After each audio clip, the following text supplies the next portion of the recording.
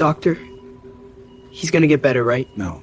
Your father's not leaving this place alive. His body's already given up. But if God wants to... He can heal him, can't he? Miracles. I still remember the first shift I ever did in a public hospital, more than 20 years ago. The hallway smelled of ether and fear. I was young, freshly graduated, and I believed that medicine could and should explain everything. That night, amid the sound of heart monitors and the cold glow of fluorescent lights, I understood that the human heart is more than muscles and electrical impulses. It is also faith, will, and mystery. My name is Dr. Rafael Moreira. I am an intensive care physician specialized in critical care and hospital emergencies. Over the past 2 decades, I have spent most of my days and many of my nights among ICU beds. I learned that the line between life and death is incredibly thin. Sometimes it breaks without warning. Other times, it is restored by something that no science can measure. I have worked in large and small hospitals, public and private. I have stood beside patients in their final breaths, and I have also seen eyes open again after days of absolute silence. I've seen families collapse and moments later be reborn in an unexpected embrace. I've seen colleagues quietly cry after a shift handover. Behind every white coat, there is a human being trying to balance technique and compassion. Medicine taught me to value numbers, protocols, and tests. But time taught me something else. What truly drives a human being is not found in charts or clipboards. It lies in what no test can detect, the invisible force of hope. Throughout all these years, I have witnessed cases that challenged everything I thought I knew. Patients who defied diagnoses, who came back to life when everything said they would not. Some call it a miracle, others coincidence. I prefer to call it mystery. And it is about these mysteries that I decided to speak here with you. In this channel, I share real stories, lived inside hospitals, told by someone who was there, myself, a doctor who learned that behind every medical record, there is a soul, yearning for more time. Stories that show that science is powerful, but the human spirit is something it still cannot decipher. I want this space to be more than a channel. I want it to be a refuge for those who believe that life goes beyond statistics.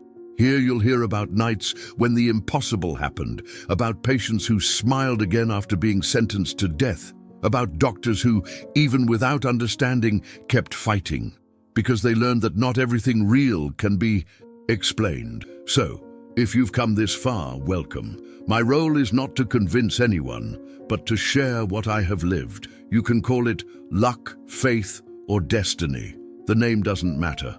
What matters is that when medicine reaches its limits, something greater seems to take control. Today I'm going to tell you one of those stories, one that marked my career and changed the way I see life. It began with a woman who received the most feared diagnosis of all, terminal cancer. But what happened afterward silenced even the most skeptical.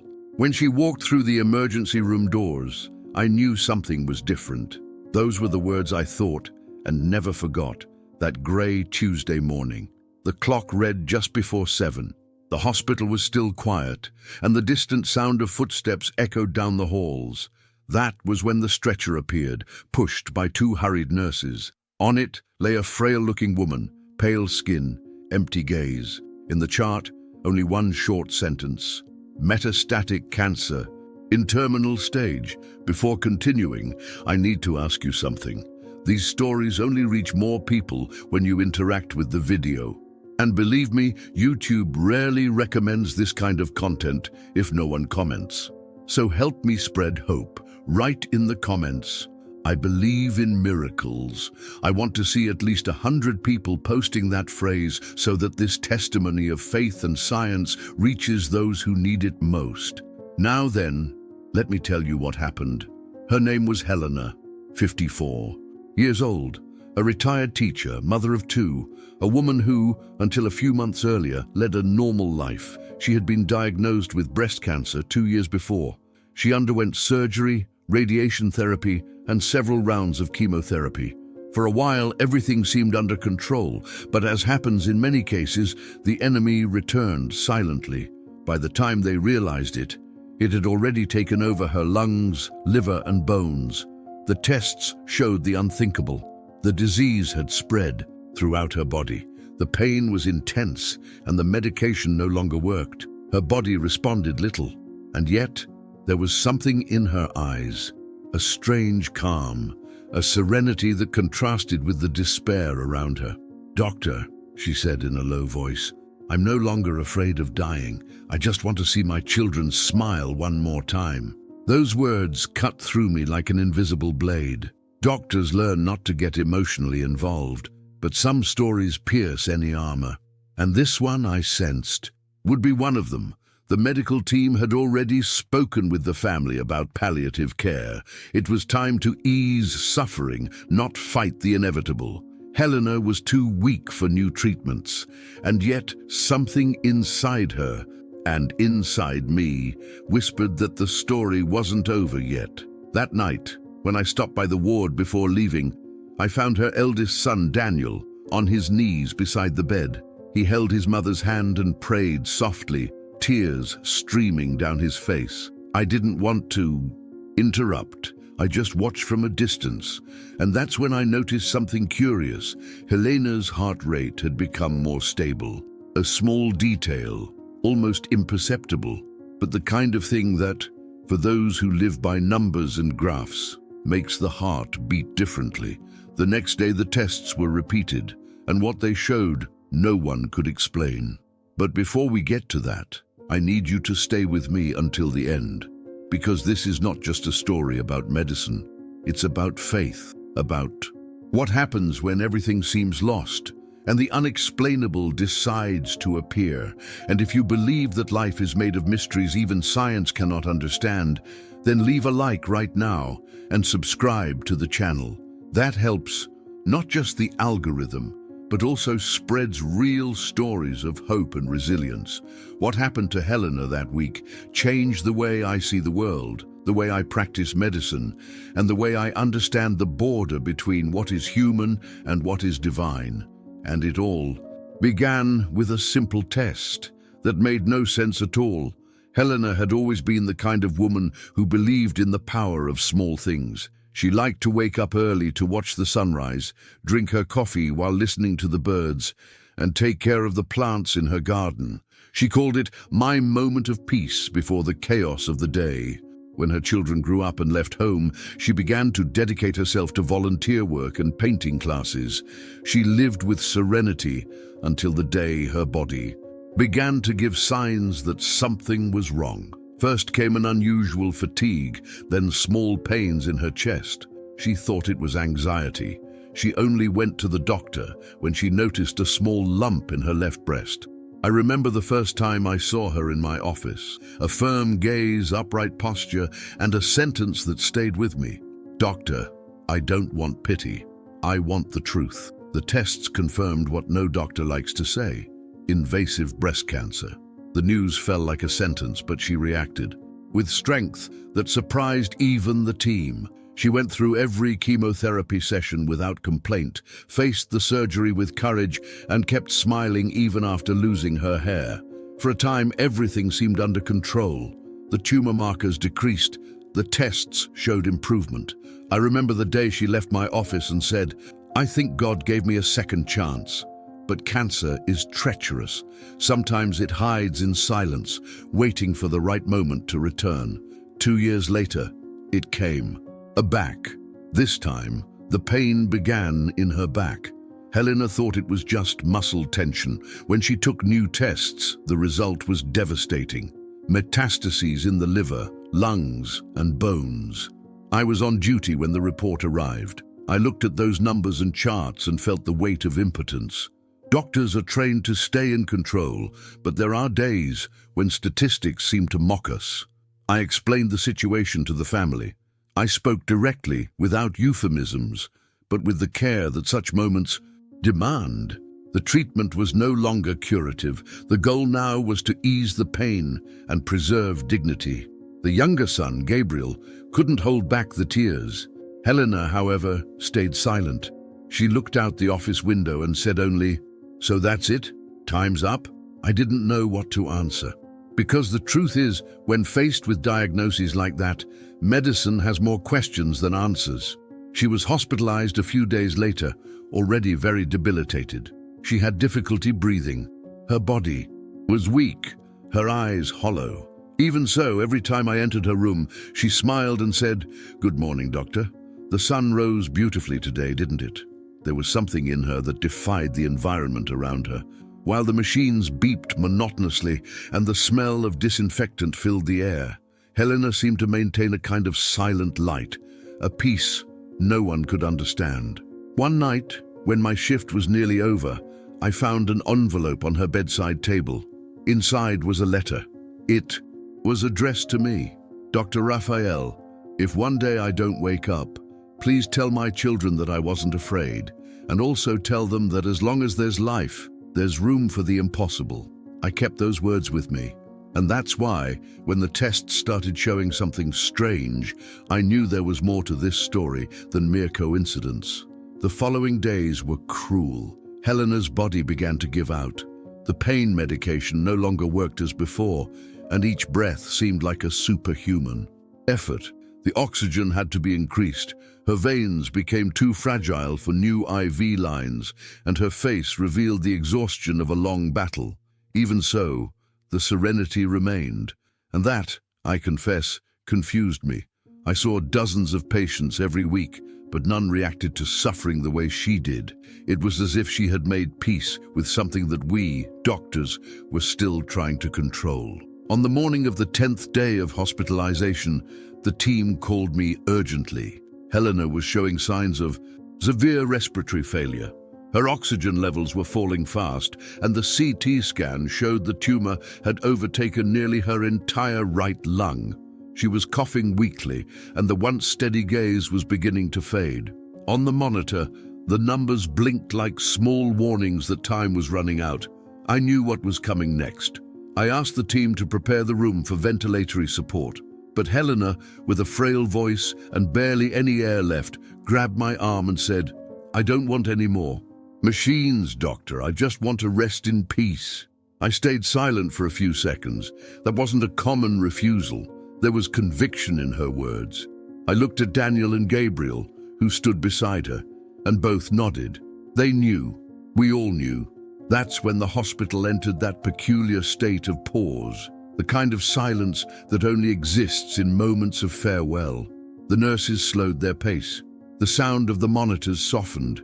The conversation stopped. That night, I stayed by her bedside, longer than I should have, not out of duty, but because I felt that something important was happening there, something that went beyond medical routine.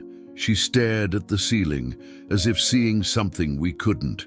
From time to time, she whispered prayers, and at one point she said something I've never forgotten: "I surrender." Those two words echoed in me. As a doctor, I was trained to fight until the last moment.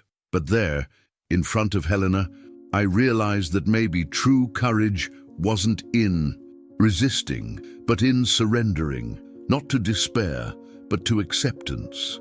The next day, her condition worsened. The fever rose, the liver began to fail, and her body responded less and less to stimuli. I knew that at any moment her heart could stop. The team prepared for the worst. The notes on the chart were objective, prognosis guarded. Those two short, cold words summarized the heaviest truth in medicine. At the end of my shift, I sat in the staff room, staring at the floor. It was hard to accept. Helplessness. You spend years studying, training, believing you can conquer any disease until you face something that simply doesn't yield to reason. Before leaving, I went to her bed one last time. Her breathing was almost imperceptible. I placed my hand on her shoulder and said softly, "You fought well, Helena. You can rest now." She opened her eyes one last time, looked straight at me, and whispered something that seemed out of time. "Doctor, tomorrow will be a good day." At that moment, a chill ran through my body. It was dawn, and I didn't know if those words came from delirium or from somewhere deeper. But deep down, something told me it wasn't the end yet. The next day, the tests were repeated as protocol, and that's when everything began to change. The results, which should have shown total collapse, revealed something impossible, and no one in the hospital could understand why. The next morning, I arrived at the hospital earlier than usual. I can't explain why. Maybe it was just professional concern, or maybe it was something else. The hallway was silent, the only sound being the distant squeak of a medication cart rolling across the floor. When I turned the corner into the ward, I sensed something was different. The nurses were whispering, exchanging puzzled looks. "Doctor, you need to see this," said one of the technicians, her clipboard trembling in her hands. I entered the room. Helena was awake. Not just awake, she was sitting up in bed, her eyes open, her expression serene, almost radiant. For a second, I thought it was a mistake. I mentally reviewed her chart, remembering the last notes. Unstable oxygen saturation, liver failure, risk of cardiac arrest. But there she was, asking for water. "How are you feeling?" I asked, trying to hide my astonishment. She smiled faintly. "Better. I think I slept for a long time." The heart monitor showed something impossible. Stable heart rate, normal oxygen levels, blood pressure within range. None of it made sense. I checked her IV line, same as before, no changes, no new medication had been administered, no overnight events had been recorded. I immediately ordered a full set of tests. The lab was notified, complete blood count, liver function, CT scan, everything. While waiting for the results, I sat in the adjacent room with her chart open on the table. I reviewed every detail, medication dosages, daily progress notes, complications. Everything indicated she should not be alive, let alone conscious and talking. When the first results arrived, the room fell silent. The initial test showed something improbable. Her liver enzymes had dropped to nearly normal levels. The second test revealed a regression in tumor markers. And the third, the most shocking of all, no longer showed the diffuse pattern of lung metastases. I requested an immediate repeat, convinced it was a technical error. The technicians confirmed, "Doctor, we ran it 3 times. It's accurate." Helena, who the previous night could barely breathe, was now calmly talking with her children. Daniel wept, unable to understand. Gabriel held his mother's hand and looked at me, as if waiting for an explanation I didn't have. I sat beside her and asked, "Do you remember anything from last night?" She paused for a moment, then replied softly, "I remember closing my eyes and feeling a very bright light. It wasn't pain, Doctor. It was peace.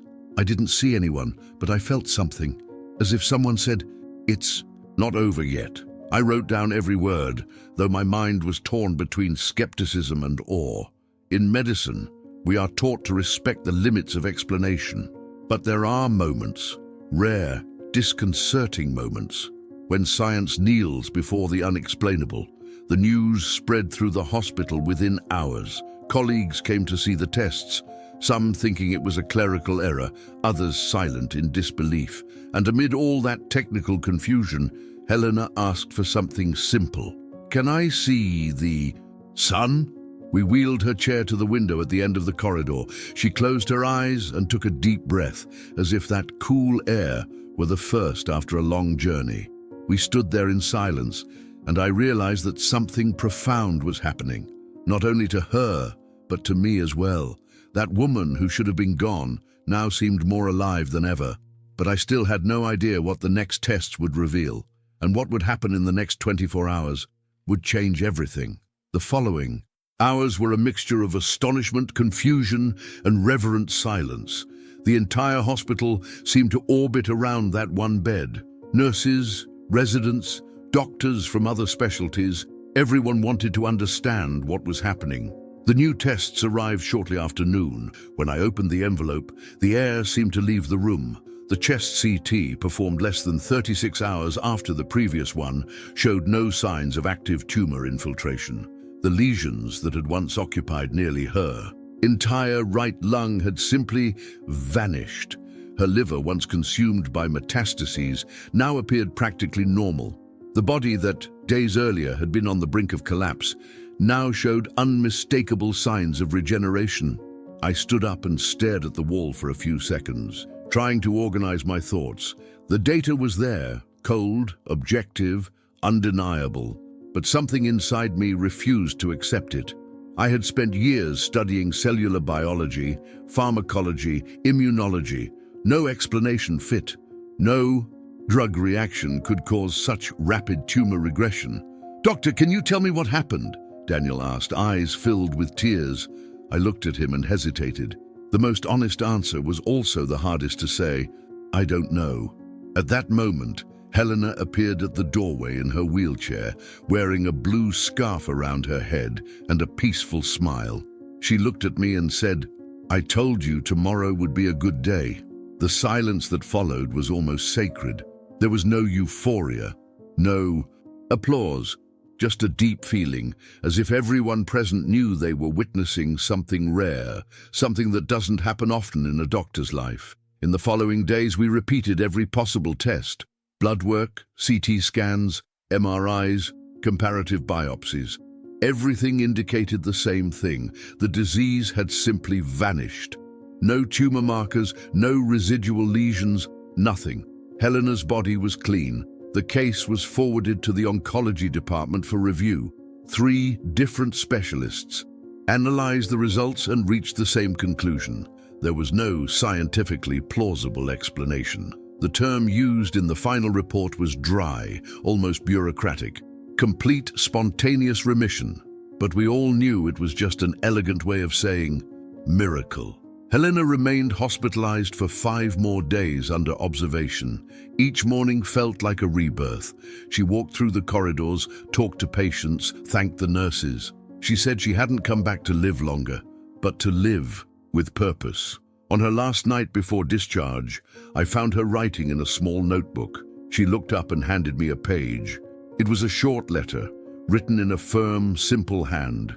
Medicine has saved me many times, but this time it was something greater. I don't know if I came back or if life called me back. You always wanted to understand what lies beyond science. Perhaps now you've found a clue. I closed the notebook, feeling a lump in my throat. That woman, whom I had seen on the edge of death, was now teaching me something no medical school ever could. It wasn't about cells or protocols. It was about the mysterious will of life, that invisible impulse that insists on continuing, even when everything seems over. When she left the hospital, dozens of professionals applauded her. It wasn't a common gesture, but no one could hold back. Some cried, others simply smiled. And I stood there, watching her leave in silence as the afternoon sun streamed through the windows and illuminated the corridor, the same corridor where, days earlier, hope had seemed to die. There was no celebration, no headlines, only a profound sense of humility. Because before the unexplainable, even science must bow its head. There are moments in a doctor's life when silence speaks louder than any explanation. Helena's case was one of those moments. For years, I tried to find a scientific justification for what had happened. I reviewed every test, consulted colleagues, searched medical journals, even contacted specialists in other countries. They all said the same thing. Cases like this are rare, almost impossible. But that almost is the word that still haunts me to this day. Medicine is, by nature, an exact science. We work with numbers, causes, and effects, but life, and perhaps the human soul, doesn't follow such predictable logic. No matter how much we try to reduce everything to formulas, there's a space between the variables that no graph can fill.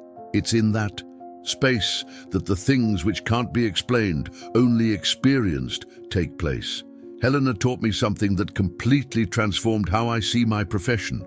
Before, I believed that being a doctor meant saving lives. Now, I understand that being a doctor means honoring life, even when we don't understand it. Because sometimes the true miracle is not in healing, but in awakening something invisible within us. In the months that followed, I kept close track of Helena's case. She went back home, resumed her painting classes, and began volunteering at hospitals, speaking with patients in treatment. She said she wanted to lend them hope, and every time I saw her, she repeated the same phrase. Doctor, faith isn't the opposite of science. It's what comes when science ends.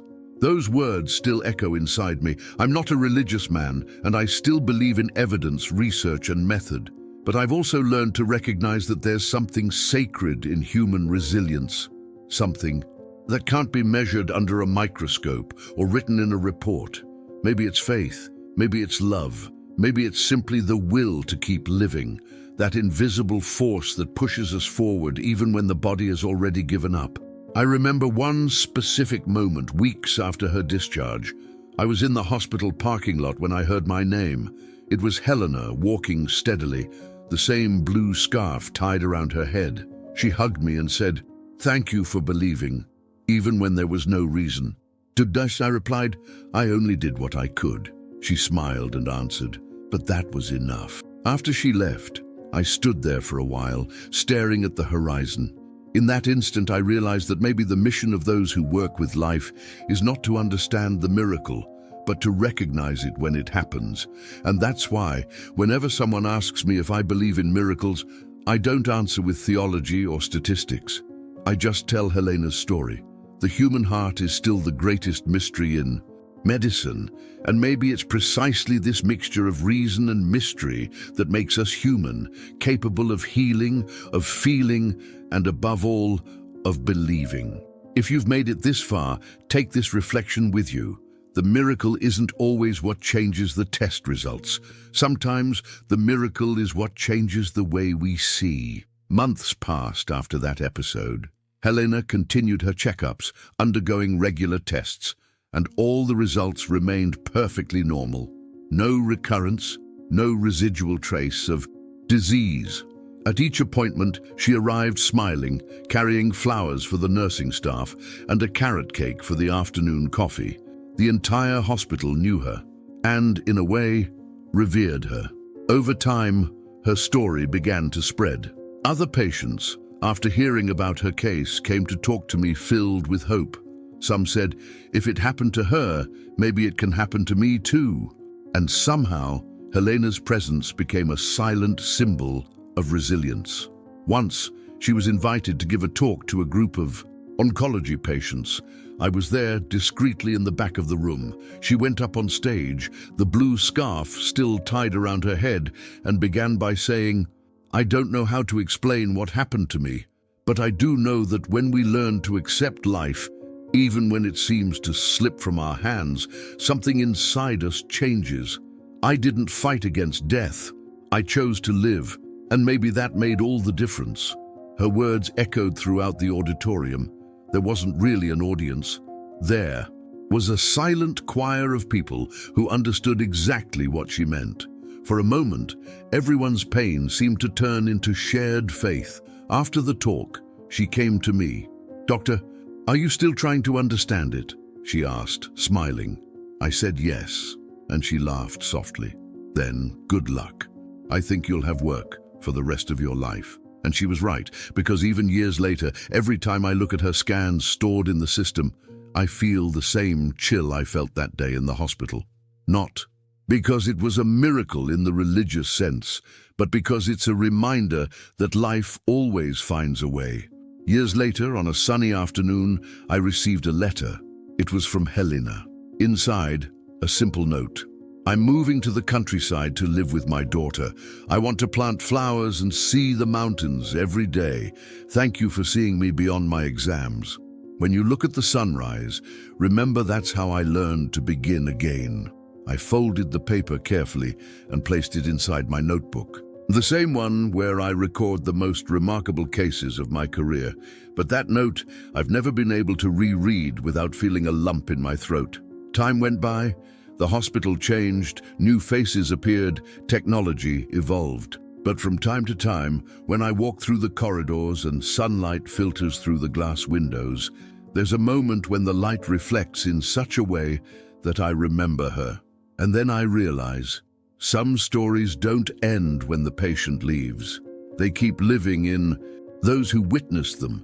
Maybe that's the real miracle, not just surviving, but leaving something in those who remain.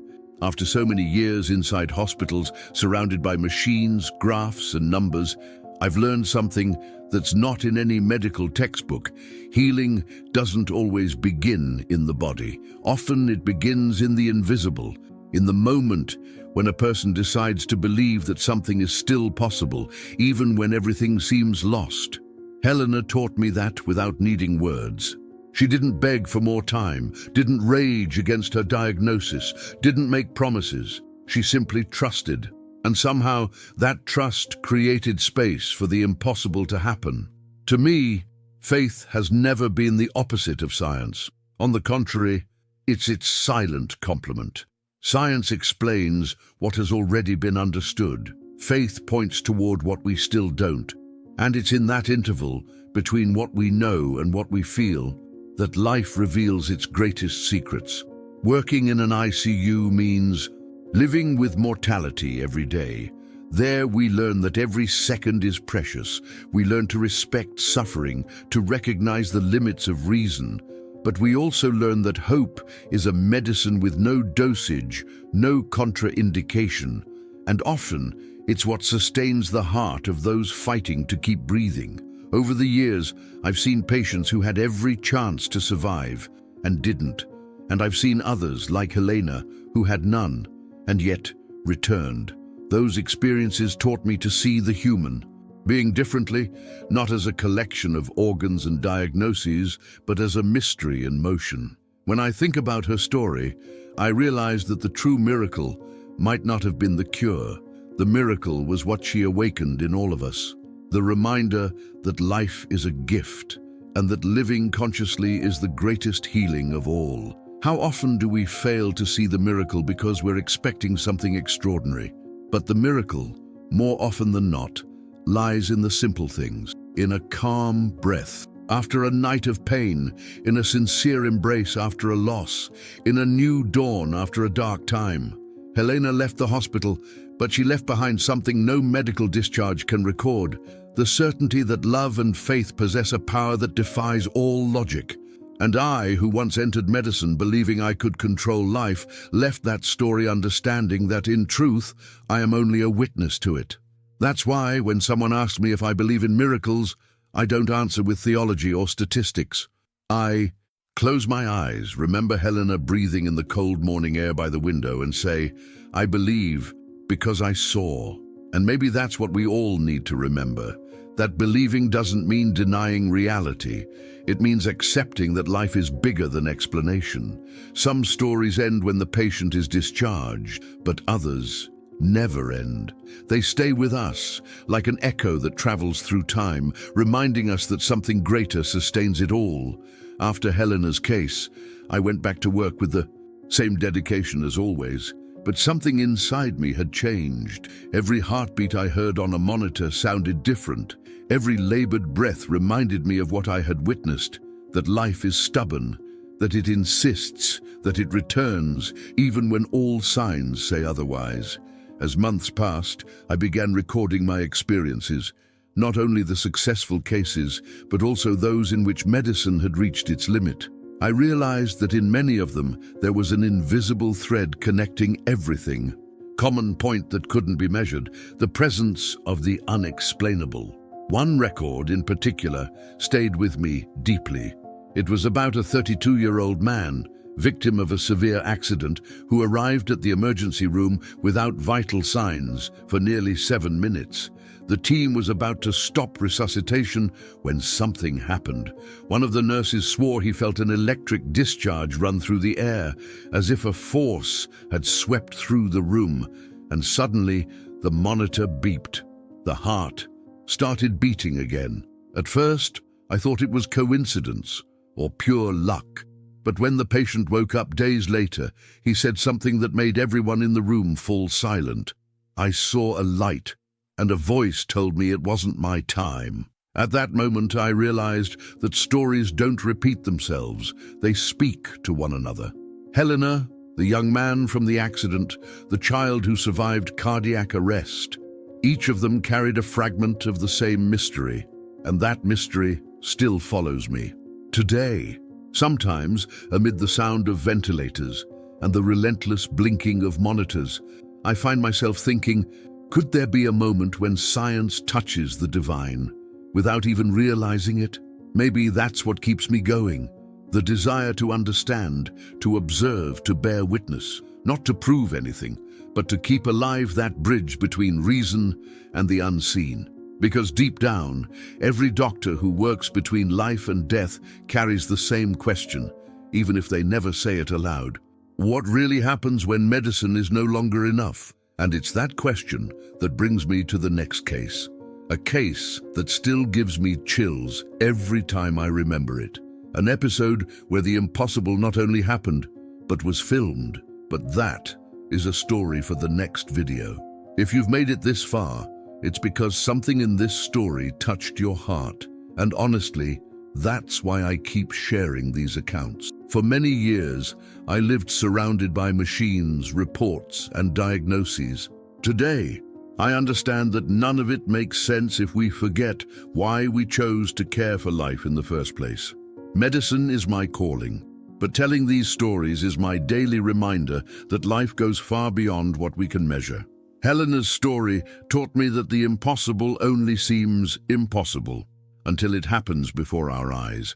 And if there's one thing I want you to take from this video, it's the certainty that there's always a greater force at work, even if silent, even if invisible. When a patient opens their eyes after days in a coma, when a mother holds her child's hand, believing he will respond, when a heart starts beating again for no apparent reason, those are the moments when science falls silent and mystery speaks. And that is exactly why this channel exists. Here, I share real cases, lived, documented, and felt. Stories that blend technique, emotion, and something no book can teach, the faith of those who never give up.